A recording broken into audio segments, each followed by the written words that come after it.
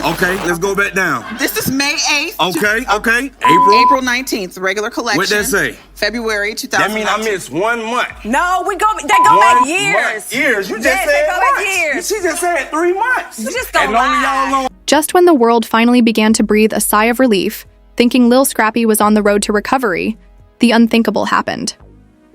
What started as hopeful whispers about his improving health quickly turned into a full-blown emergency, one that shook the hip-hop community to its core. For weeks, fans had been closely monitoring Scrappy's journey, sending prayers, commenting with encouragement, and sharing every little sign of improvement. Scrappy had even posted online, showing subtle signs of progress, subtle, but enough to make people believe he was pushing through. That maybe, just maybe, the worst was over. But behind those carefully curated posts and brave smiles, things weren't as stable as they seemed. People closest to him, family, longtime friends, those who had stood by him during his lowest lows, had started to sense that something was off. His energy was different. He was quieter. His laughter felt forced. He complained of fatigue. But no one expected what would happen next. No one. Then, out of nowhere, everything came crashing down. Late. Last night, Atlanta's quiet was broken by the piercing sound of sirens.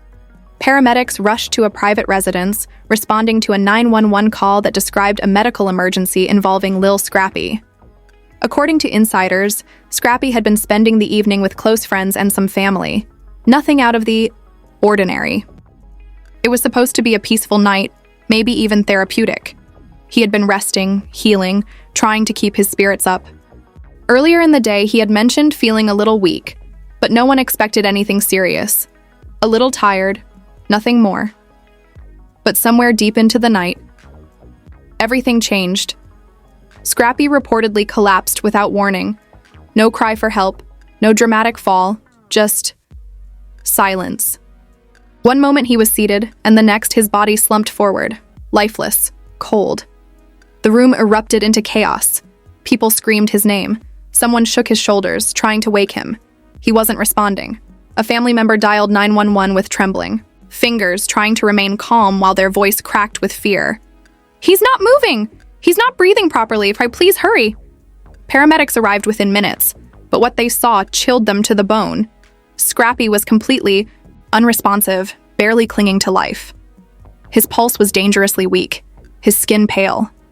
They administered immediate emergency care on site, oxygen, IV fluids, a heart monitor, before rushing him to the nearest ICU. By the time they arrived, doctors knew this was critical. They rushed him past the ER, bypassing triage, straight into intensive care. His condition was rapidly declining. His heart rate kept fluctuating. He would stabilize one moment and crash the next. Medical staff surrounded him, working non-stop, hands moving in unison, voices calm but urgent. But what scared them the most was the mystery. There was no clear diagnosis. They couldn't pinpoint why his body was failing. Blood work was inconsistent. Vital signs were erratic. One doctor reportedly said, "It's like his body is shutting down, but we don't know why." As the clock ticked past 2 a.m., the hospital room grew more tense by the second. Then, Mama D arrived. She had gotten the call just minutes after Scrappy was brought in. Her hands were shaking. Her thoughts were racing. And as soon as she stepped foot into that hospital, she knew something was terribly wrong. She didn't need a medical chart. She didn't need a doctor to tell her. She could feel it. The moment she saw her son, tubes in his arms, wires strapped across his chest, a breathing machine next to his bed, she let out a scream that echoed through the entire ICU floor. It wasn't just grief. It wasn't just fear. It was heartbreak. The kind only a mother knows. Her knees buckled. Security tried to hold her back. Nurses asked her to wait, but Mama D wasn't hearing any of it. "You let me see my son," she cried. "You tell me what's going on. Where is the doctor? What are you doing to him?" Her cries pierced the sterile air. Doctors tried to explain that they were doing everything they could, but it wasn't enough. Not for a mother watching her child fight for his life. She pushed past the nurses, stood by his bedside, and grabbed his hand. It was cold. "I'm here, baby," she whispered. "Mama's right here." and just when the silence returned, Bambi entered. Scrappy's estranged wife walked into the ICU's waiting area, tears streaking her face, her hands shaking. Her hair was disheveled, her breath uneven. She had just found out minutes earlier and had driven herself, crying the entire way. She didn't expect the tension, but she felt it the second she stepped in. Mama D turned around. "Oh. Now you." "Care," she said, her voice sharp like a blade. Her arms crossed, her eyes narrow and full of fire.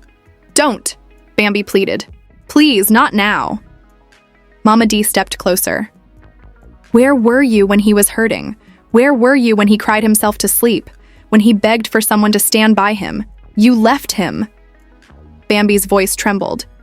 "You don't know what I've been through. Just because we weren't together doesn't mean I stopped caring." The room grew quiet. Mama D's voice dropped to a whisper, but it was even more dangerous now.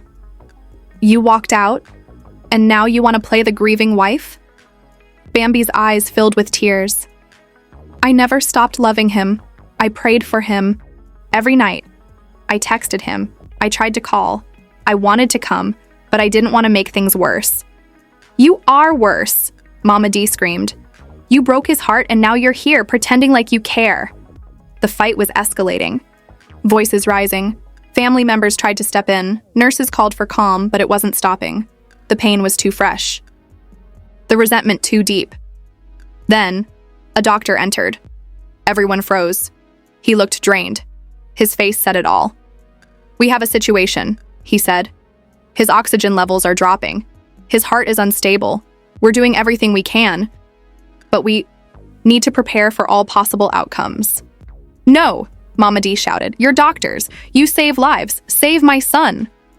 "We're not giving up," the doctor said, "but right now his body isn't responding the way we hoped." And then, it happened. The ICU alarm erupted. Scrappy's heart flatlined. Monitors beeped violently.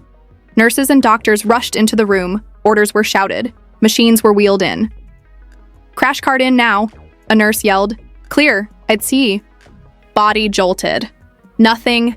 Again, still no heartbeat. Mama D fell to her knees. "No! Please, God, no! Don't take my baby!" Bambi screamed, covering her mouth. Doctors gave a third jolt. Nothing. Adrenaline. Now! A doctor barked. A needle pierced his chest. Seconds passed. Then, "We have a pulse." The room erupted in size, but no one relaxed. "We've got him back," the doctor said. "But it's temporary. He's still critical. The next few hours are everything." Bambi fell to the ground, crying into her hands. Mama D was speechless, her face wet with tears, her hands still shaking. And while all this was happening, the world outside exploded. Pray for Scrappy started trending instantly. Celebrities, rappers, reality stars, all sending love. "We're praying, brother. Stay strong. Mama D, we're holding space for you." But the biggest question loomed. Will Scrappy make it? One fan posted, "My heart hurts for Mama D. No mother deserves this." Another, "Bambi and Mama D need to put it all aside. Scrappy needs love and unity." And finally, one chilling message. If this is the end, let him know he was deeply loved. As dawn broke, Scrappy's heartbeat was faint, but present. His fight wasn't over, but time is running out. The family waits. The world prays.